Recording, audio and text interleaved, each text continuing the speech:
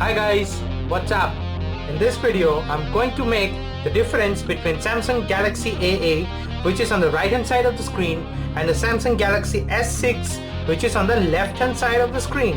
The S6 is a flagship model from Samsung, which is released in the mid of April 2015, and the Samsung Galaxy A8 is the most latest entrant from Samsung. The A8 is a successor of A7, but of late it is regarded as an orientation of S6 in many aspects whatsoever. So let's dig into the physical aspect of both the handsets at first. From the physical orientation, both the handsets does look similar, but the A8 has a 5.7-inch display, whereas the S6 has a 5.1 inch of display. On top of the Samsung Galaxy S6, you will find the infrared blasters and the noise cancellation speakers. Whereas for the Samsung Galaxy A8, you will find only the infrared blasters at the top. Both the handset has a 5 megapixel shooter at the front with the Samsung branding, the earpiece and the sensors. Just towards the end of the Samsung Galaxy S6 and the Samsung Galaxy A8 has the home button. The finger sensors are incorporated in the home button for both the handsets. There is a back button and the multitasking button for both the handsets. On the sides of either handsets, you will find that the design is sleek and looks somewhat similar. The A8 has a metal bevelness which looks much more smoother than that of the S6. The A8 is much more thinner than that of the S6 as well. On the left hand side of the S6 and the A8, you will find the volume rockers that are separated. For the A8, you will find the two nano SIM slots, but the second slot for the A8 is a hybrid slot which can also be used for a micro SD card that supports up to 128 gigs. On the right hand side of the S6, you will find the power button and the nano SIM slot, whereas for the A8, it is only the power button that is present on the right hand side. At the deep bottom for Galaxy A8, you will find the micro USB charger, the primary microphone and the 3.5mm jack input. Whereas for S6, you will find the 3.5mm input, the micro USB charger point, the primary microphone and the speaker grills.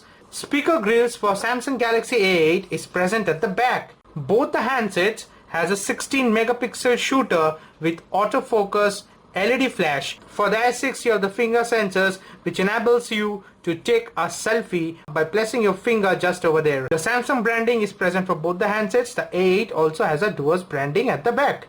The Samsung Galaxy S6 weighs around 138 grams, whereas for A8 it's 151 grams. The battery power for both the handsets are quite different. For S6, it's 2550 milliampere of battery, whereas it is 3050 milliampere battery for the Samsung Galaxy A8. Now that's a huge difference for the both handsets. Both the handsets have the quick charging mode enabled, but the battery life of A8 is higher than that of the S6. It does have a tendency to withhold the battery power longer than that of the S6. So in the battery department, my vote definitely goes for the Samsung Galaxy A8. You will find orientation from a UI and the software point of view is exactly similar for S6 and the A8. In S6, you can easily toggle behind the wallpapers, the widgets, the themes and the screen grid, which is similar. The Samsung Galaxy S6, which is on the left hand side of the screen, supports a resolution of 1440 into 2560 pixels, whereas for A8 it is 1080 into 1920 pixels. The Samsung Galaxy S6 has a screen dimension of 5.1 inch, whereas for Samsung Galaxy A8 it is 5.7 inch. The Samsung Galaxy S6 supports a pixel density of 577 ppi, whereas it's only 386 ppi for Samsung Galaxy A8. Now it's a huge difference. The Galaxy S6 has a lower screen dimension, whereas the A8 has a higher screen dimension in terms of inches for both the handsets, but the pixel density is very much high for S6 than that of the A8. So that way or the other, the viewing angles, the saturations, the brightness, the contrast, each and everything are a bit better in the S6 than that of the Galaxy A8. Both the handsets has a Super AMOLED HD display with Corning Gorilla Glass 4. Now if I swipe the screen for both the handsets, you will find that the toggle menus are quite similar for Galaxy A8 as well as for S6. The ultra power saving mode, the airplane mode, the do not disturb, the flashlight, each and everything is similar to that of the Samsung Galaxy S6. Now if I go to settings and navigate to about device for both the handsets, you will find that the Android version for both the handset is Lollipop, but S6 comes with 5.0.2 out of the box, whereas the Galaxy A8 comes 5.1.1 straight out of the box. The Samsung Galaxy A8 has a 32 gigs of internal memory and it supports an external memory up to 128 gigs, which is a huge in terms of space perspective. Whereas for Galaxy S6, this is a 32 gigs model that I have with me, but it's also available with 64 and 128 gigs internal memory. There is no provision to add an external SD card with the Galaxy S6. Both the handsets supports OTG, so space wise you get a plenty of storage to play along with. The settings for both the handsets, if you check, it's pretty much the same. You cannot find any difference whatsoever in the UI or the settings or the features for both the S6 as well as the Samsung Galaxy A8.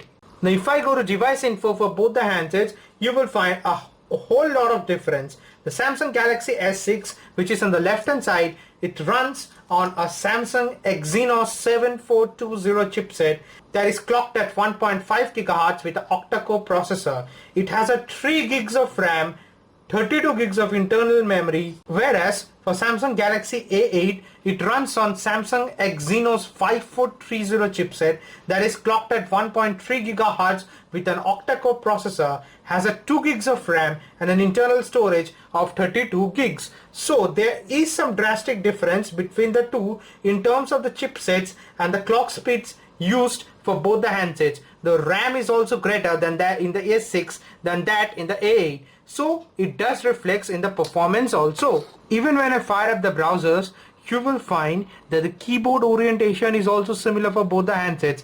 The distributions of the keyboards, the spacing between them and the UI is quite similar. Using them is a treat and a smooth experience for any users. Browsing the internet is a delight in either of the handsets. The powerful chipsets, the processors and the RAMs does comes in handy. Even if you go through each and every minute details of the articles are clearly depicted in either of the handsets.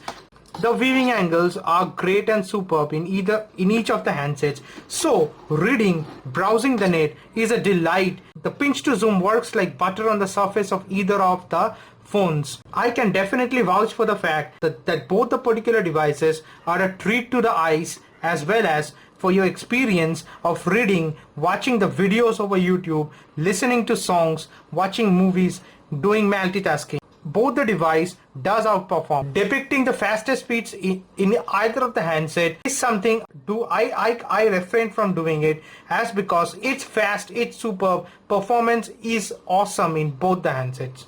Even for the camera, it is quite difficult to differentiate between the two handsets.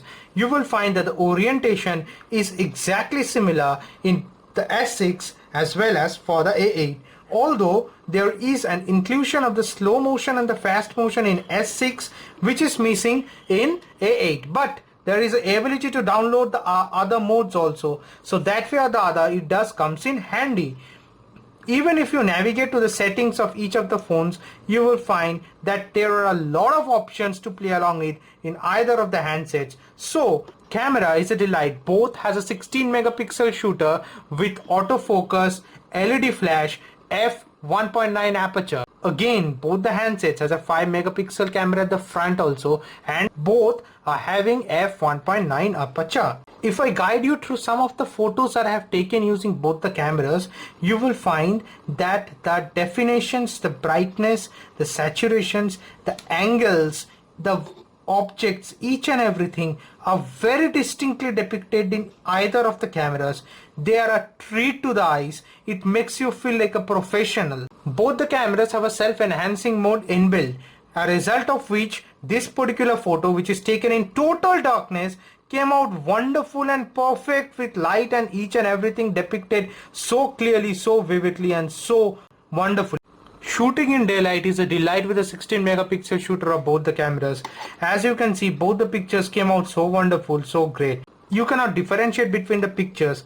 I guess it's something that I refrain from comparing the camera of both the handsets. You will see that the smoothness, the brightness, and each and every curves of any object is clearly depicted in any of the photos that is being shot either with the S6 or the Galaxy A8. My point lies in the fact that A8 has a bigger screen than that of the S6. So in a way, after taking a snap, if I look through the pictures, I get a better definitions because of the higher screens. But having said that, it's only me. I guess anybody can differ with me. But still, I cannot find any difference with the camera. Even for the front camera, when I shoot a selfie with it, you will find that in S6 as well as the A8, only a minor brightness is a difference that I can depict with my eye. But still, it's very minor, nothing noteworthy. It's a great treat for the selfie lovers also. Both the camera has a wide selfie shooting mode which enables you to shoot a group selfie also. So the camera is equal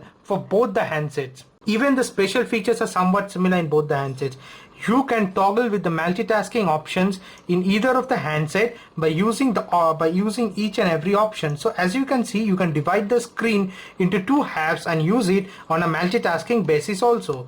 Again, the Galaxy A8 falling into the category of phablet, you can easily shorten it just like that and use it in one hand also. This particular feature is also present in the Samsung Galaxy S6. So you will find no difference whatsoever in its orientations and presentations, functionalities, features. In a way, I feel that the Samsung Galaxy A8 is a brother of S6. The Samsung Galaxy A8 has a smart manager pre-installed over here which enable you to enhance the battery life, the storage, the RAM and the device security by pressing just one particular button over here.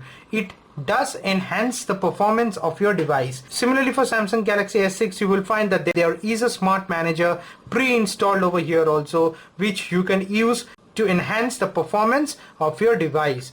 The Samsung Galaxy S6 is priced something around 49,900 INR, whereas the A8 it's priced around 31,450 INR in India.